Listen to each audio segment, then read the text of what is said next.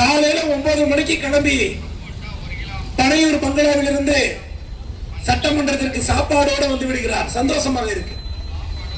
கோட்டு சூட்டோட வந்து உட்கார்ந்து இருக்கிறாரு. சந்தோஷமா இருக்கு.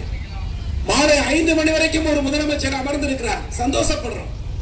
ஆனால் அமெரிக்காவில் இருக்கக்கூடிய ஜாம்பியோக்கள் போல தமிழக சட்டசபையிலும் சட்டசபை அலுவலகத்திலும் தலைமைச் செயலகத்திலும் என்ன நடக்கிறது என்று தெரியாதது போல நீங்கள் ஒரு அசையாத பொம்மையை போல இருப்பதுதான் எங்களுக்கு ஆச்சரியம் அளிக்கிறது.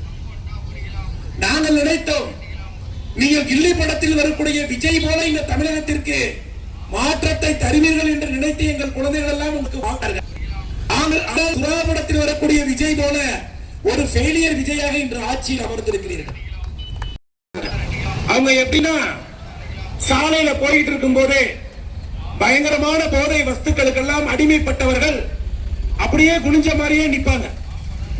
யார் எந்த நிலையில் அந்த போதை வஸ்துவை பழகி இருக்கிறார்களோ அரசு அதிகாரத்துடைய எல்லா அலுவலகங்களிலும் நுழைந்து கொண்டு இந்த தாவேகா அரசியல்வாதிகள் பண்ணக்கூடிய அழுச்சட்டங்கள் ரொம்ப அநியாயமா எல்லை மீறி போய்கிட்டு இருக்கு. இன்னும் காவல்துறையில மட்டும்தான் அவங்க தொப்பியை மாட்டிட்டு உட்கார்ந்து அவங்க கேஸ் எழுதுல. அவங்களே போறாங்க, டாக்டர் கோட் எடுத்து போட்டுக்கிறாங்க. போட்டுக்கிட்டு உங்களுக்கு என்னமா பண்றதுன்னு ஸ்டெதஸ்கோப் வச்சு கேட்டுக்கிட்டு இருக்காங்க. பள்ளிக்கூடம் போறாங்க, போய் வாத்தியாட்டு இருக்க சாக் பீஸ பிடிங்கிட்டு அவங்களே ஏஃபோர் ஆப்பிள் எழுதிக்கிட்டு இருக்காங்க. எனக்கு என்ன பயமா இருக்குன்னா பிணவரைக்கு போயிட்டு இந்த படத்தை எடுத்து வச்சுக்கிட்டு ரீல்ஸ் பயத்துக்காக இவங்களே பணமா உட்கார்ந்து ரீல்ஸ் போடுறதுக்குள்ள ஐயவோ தமிழ்நாடு மக்கள் நிலைமை இருக்கு. நிலைமை